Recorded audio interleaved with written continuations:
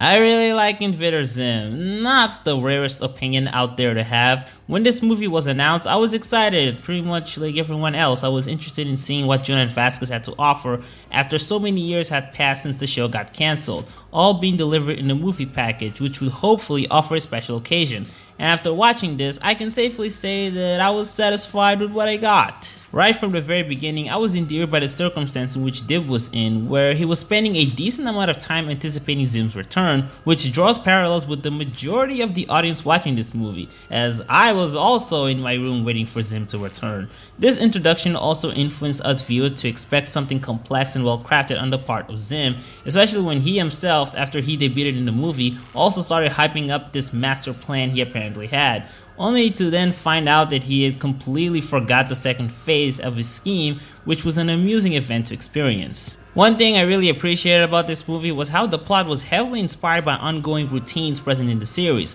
like how Zim at some point found out that his superiors didn't really give a shit about Earth, which led to him experiencing some form of depression and temporary apathy towards Dib's advances. Later on, he came very close to force his superiors into confronting him by changing the location of the planet, or how Dib had a side arc involving his father's reluctancy towards believing in him when he said that there's an alien residing on our planet and trying to take over it. I also like how Gaz was more involved in the process of combating Zim's evil doings, not that she never contributed to an advancement of the plot, and even in some cases saving the day, but in this situation she wasn't solely swallowed in her own little world, and sure, it is amusing and it's what makes her what she is, but it is fascinating to see her kind of sort of give a shit about the fact that her dad was kidnapped when Dib seemed kind of depressed after they were locked up and that the entire world was crumbling, especially because Gaz is one of the few people who knows that Zim is an alien, so she's also one of the very few people who could actually do something to stop him when he plots something,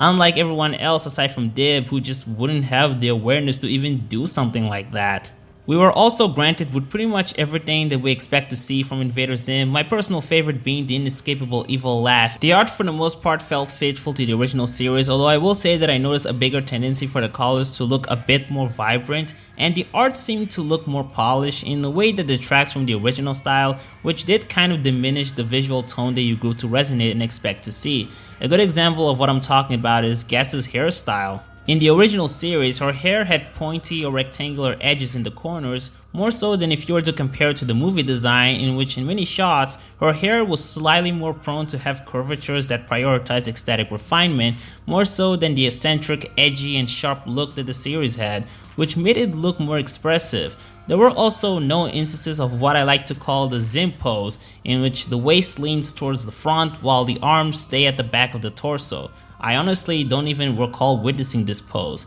but to be honest, none of this is really that much of a big deal to me, because the movie still looked pretty good and still managed to capture the spirit of the series a lot more than they missed it, even in the visual department. I also think that this was a result of the update of the technology and animation software, since almost 2 decades had passed since Invader ZIM started airing on Nickelodeon, so naturally some subtle details are going to get lost during the transition. For what it's worth, I think the background imagery looks better here, at least from what I can remember. I also noticed that Gaz and Dib look a lot less pale, but this didn't really bother me. I actually really like how Gaz has a more tan skin, which combines really well with her purple hair. She also has a different shirt, looking less gothic and wearing a blue video game themed shirt. Whether or not you'll like this design change depends on how her previous outfit affected your perception of her. Personally, I like both of them more or less on the same level. Overall, I enjoyed the experience and I thought the hour and 11 minutes I spent watching this movie was well worth it.